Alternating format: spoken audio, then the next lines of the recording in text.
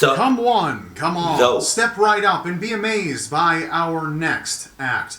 The Clowns. These delightfully dark jokesters with bizarre names and freakish behaviors. Crazed individuals who hide their faces behind paint. Strangers who are severely unstable and take overwhelming joy in pain. I ask you, ladies and gentlemen, what's not to like? What? Them sons of bitches. Oh my goodness, here we go. Here we go. Let's get it. Clown epidemic. Did I say that right? Oh no, I said that right. In late August 2016, police in North Carolina received calls from worried parents who reported that several clowns were attempting to lure children into the... He just said North Carolina. I live in North Carolina.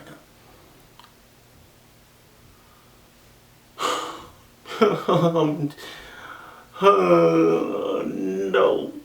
Stop fucking playing. North Carolina. Oh. I kid you not, I got a little bit emotional. It's just, you can't physically see it, but it's internally, like inside. You can kind of hear my voice. And, to the nearby woods. Hoax or not, authorities found it far from funny, but apparently the joke was only just beginning. What? From North Carolina, an epidemic of creepy clown sightings spread across the country, with incidents reported in over 24 states and even overseas in the United Kingdom. Most of these clowns are seen stalking neighborhoods and cemeteries or standing by roadsides, terrifying those who pass by them. Several children were even chased by clowns wielding weapons, and several schools were put on lockdown because of clown-related hoaxes. Many schools have banned clown costumes for Halloween festivities to avoid adding to the hysteria. But so far, it seems the clowns may be in more danger than the public.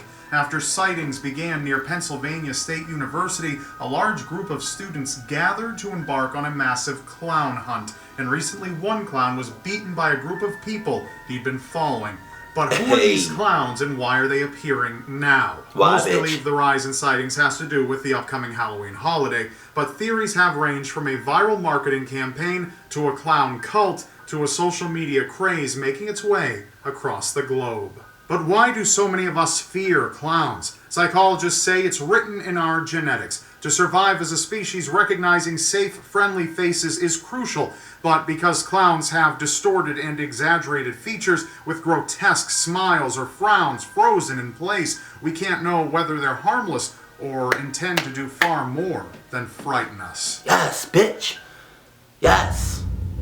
Marlene and a clown. Did I say that right? Married couple Marlene and Michael Warren resided in a wealthy community in West Palm Beach, Florida, where they also had a successful business together. From all appearances, they had a happy marriage while also maintaining a working relationship, but appearances are often deceiving. In May of 1990, Marlene opened her front door and came face to face with a clown who was here. No, she didn't. No, she didn't, bitch. Bitch, yo, if I open my door and I see a fucking clown, I'm closing that bitch. I'm locking, like I said in the previous video, I'm locking all I'm locking all doors, closing all blinds, closing all vents. I'm clogging up some sinks. There's gonna be complete darkness in my house if I ever open up a door and there's a fucking clown right the fuck there. Bitch, are you serious? Carrying a bouquet of white and red carnations and 2 silver balloons. Flattered, Marlene reached for the gift, but before she could even utter a thank you, the clown pulled out a gun and shot Marlene dead. That's that shit. The son heard the commotion and ran to his mother, catching a glimpse of the assailant speeding off in a white car. The investigation revealed only 2 possible suspects, Marlene's husband, Michael, and 27-year-old Sheila Keene, who had worked for the Warrens. Michael and Sheila had often been rumored to have been having an affair, and Sheila was seen buying balloons, flowers, and a clown costume the day of the murder. But both denied the accusations of infidelity and murder, even though Michael and Sheila had something to gain from killing Marlene. Marlene's life insurance policy was in the 5-figure range, and her death meant Michael had full ownership of their properties and numerous businesses. While police believe Sheila and Michael planned and carried out the murder, there wasn't enough evidence to convict them, and on paper, the case still remains unsolved. Oh yeah? That bitch better get solved real fast. ASAP, assassin with a smile. Oh. On October 18th, 2013, a large party was taking place at a banquet hall in Los Cabos, Mexico. The party was hosted by the powerful and feared Arellano Felix family, who founded the Tijuana drug cartel. They gathered to celebrate the 64th birthday of notorious drug lord Francisco Rafael. After spending 15 years in prison for his drug-related crimes, Francisco was a free man and spent the night chatting with politicians, family, and celebrities in attendance at his party. Around 8 p.m., when it seemed like the festivities were just getting started, a black SUV pulled up to the entrance of the ballroom. Assuming another guest was arriving, most didn't pay attention to the vehicle. A man dressed as a clown, wearing a blue wig and a round red nose, Bruh, he tripping. Hold on. Like fucking Butterfingers. It just get fucking caught in your teeth. But do you see that clown run or walk past or jog past that guy holding the mic? Bitch, yo, I don't care what I'm doing. If I see it, I'm gonna tell y'all a story after I'm finished with this video.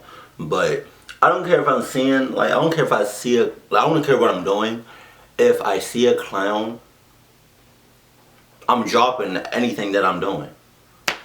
Regardless of what I'm doing, I'm dropping and I'm hauling ass. Like, I would have dropped the fuck out of that mic and hauled ass. You playing. You mic guy, you exited the SUV and made his way to the center of the ballroom to where Francisco was standing. There, the clown withdrew a gun from his sleeve and shot Francisco once in the head, point blank, and several more times as he collapsed to the floor. The party turned to chaos, and while everyone flocked to Francisco's side, the assailant escaped in the SUV with his two accomplices.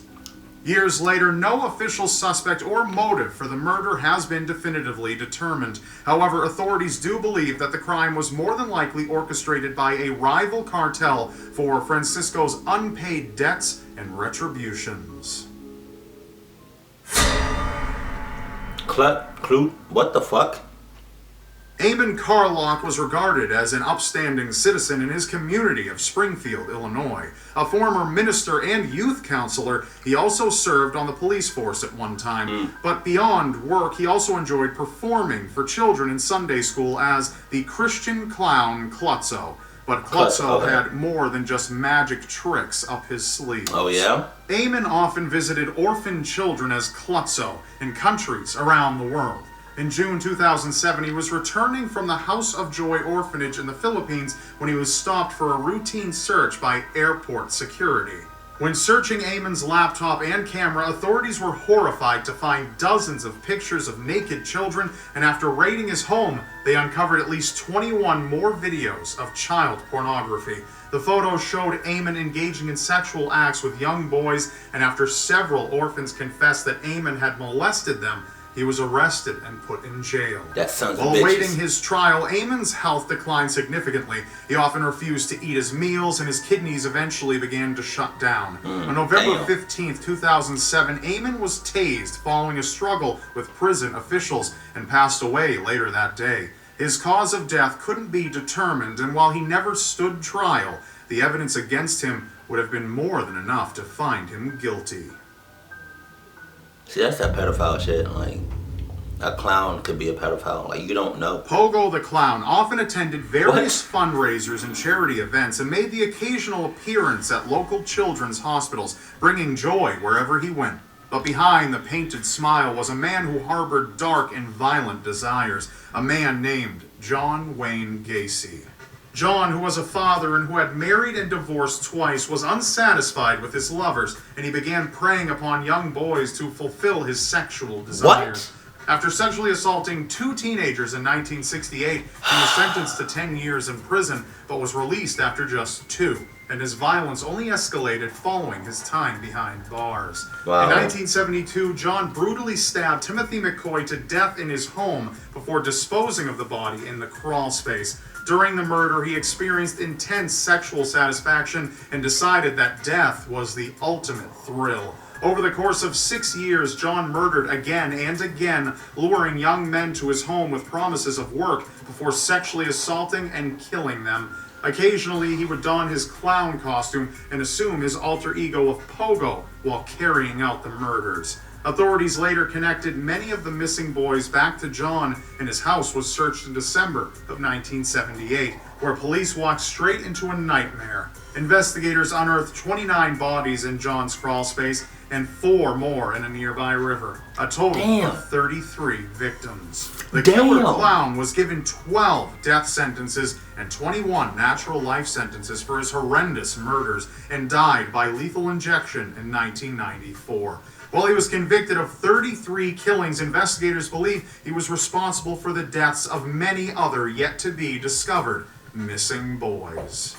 That's all for now. Be sure to check out my last episode of Seriously Strange, or if you need something lighter, my comedy series, Why Would You Put That on the Internet? And of course, don't forget to subscribe, because you won't want to miss what's next. And I'll see you next Wednesday. Yo, the way Rob... Is he done? I don't know if he's done or... Okay, he's done. Wow, he just stood there like... I don't like that, Rob. Don't you? It's like you're looking into my fucking soul. Like...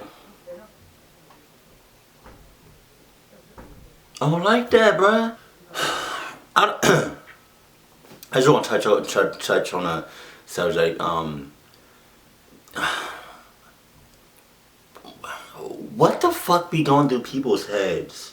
Like pedophiles' heads when they're like sexually assaulting or messing around with like kids, and like, you know damn well you're like of age, or you're like 30 or 40, but you still want to mess around with 15, 16, 17 or 18-year-olds. I don't give a damn if they're that young. Like what goes on in there, man? What the fuck? And then you got the nerve to dress up as a clown and think everything's all fun and dandy, fine and dandy, all sprinkles and sunshine. That shit is never okay. It's never okay to molest anybody, for that matter, especially kids that are underage. Like, come on, man. You wow. But don't, if y'all don't take me seriously, which I'm pretty sure a good majority of you all don't, I'm being dead serious when I say this. When you see a clown, haul ass. That's it. Because you don't know who is behind that makeup. I took some L's when I was younger. But then again, the clowns at my birthday, like at my birthday when I was like a little ass kid, they wasn't doing, I don't think, half of the shit that the clowns are doing right now. But nevertheless, don't trust clowns. Please don't. If you trust clowns before and you still trust them, don't trust them no more, please. Especially not now. No. And y'all already know I get scared very, very, very easily. And I lied to you not. I was at work 2 days ago, and this is the Halloween month, not month, month. And you know, I work at Chipotle, and we're starting to get the business back up, right? So we're starting to have more and more people come in, and I can't even tell. It was a lot of people from the time I clocked in, from the time I clocked out, but it was about, I want to say three girls that had makeup on, but you can clearly see their face, bruh. That didn't get me, right? Little white girls, no, that didn't get me, right? But I was a cashier, ringing people. God, I was ringing people up, right? It was late at night, and these two dudes that came in, one of them had like a fake dreads, and his beard was dreaded or something that looked fake. I don't know if it was. I'm pretty sure it was fake because the shit looked ridiculous. And then there was another dude that had black and gold paint on his face, and then they was dressed up in like all black. I've been robbed before with masks and stuff, bruh. Oh shit! I got my heart dropped. I was about to kick it. I was about to haul ass out the back door, be like, hey, Mika, you got to take. I don't know who was working that night, but I was about to kick it. I was about to leave. I really was about to leave that fucking store and go home. I was this close. Meanwhile, my friend Daniel, I don't know what he was doing, but he saw them too, and he had a knife gripped, ready to launch that shit. Oh, bro, when I tell you my heart dropped, sunk down to my fucking ass, and dropped some more. Oh, I instantly dropped whatever. I stopped what I was doing, and I took a breather for about 30 seconds or so, because they scared the shit out of me. Oh my god. And the only reason they scared me is because they got me with the makeup, right? They got me with that shit. But they didn't wait in line. They just walked straight towards me. I'm like, oh shit. Bruh, oh my god. That shit got me so bad. And truth be told, I know I'm going to be working on Halloween. If I see a fucking clown, if I see a customer dressed up as a clown, there's a good chance I might walk the fuck out. I don't know. You can't trust motherfuckers out here with makeup on like that. Clown outfits and suits and... Man, but...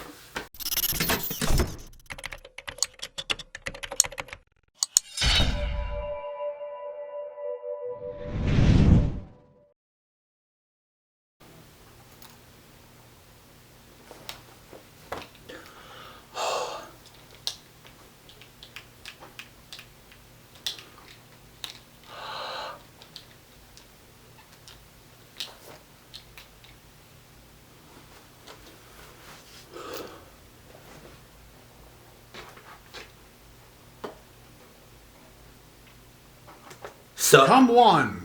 No. Step right up and be amazed by our next act. The Clowns. These delightfully dark jokesters with bizarre names and freakish behaviors. Crazed individuals who hide their faces behind paint. Strangers who are severely unstable and take overwhelming joy in pain. I ask you, ladies and gentlemen, what's not to like? What? Them sons of bitches. Oh my goodness, here we go.